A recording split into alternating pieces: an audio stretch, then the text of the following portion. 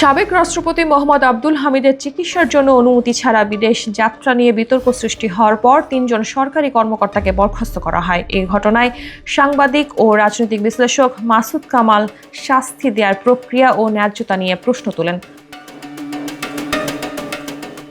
মাসুদ কামাল গত 9 জুন রাতে Facebook page কথাতে একটি ভিডিও বার্তায় বলেন, তথাকথিত পালিয়ে যাওয়ার ঘটনায় যাদেরকে বরখাস্ত করা হয়েছে তারা কি অপরাধী? যদি সত্যি অপরাধী হয়ে থাকে তাহলে সাবেক রাষ্ট্রপতিকে চিকিৎসা শেষে দেশে ফেরার সময় গ্রেফতার করা হলো না কেন? তার মানে বিদেশ যাত্রা ছিল কোনো অপরাধ নয়। তাহলে 3 কর্মকর্তাকে দেওয়া শাস্তি কি ন্যায্য?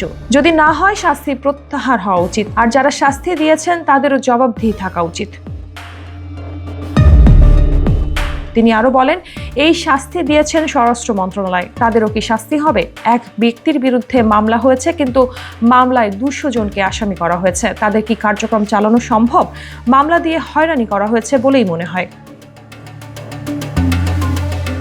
এই রাজনৈতিক বিশ্লেষক বলেন, কিছু বললেই স্বৈরাচারের দোষর ট্যাগ দিয়ে বিচার করা হবে, কি করা হবে না করা হবে, মানে গায়ের জোরে দেশ চলছে। তা তো করেছিল শেখ হাসিনা, আমরা তো সেখান থেকে বাঁচার জন্য নতুন করে চেয়েছি।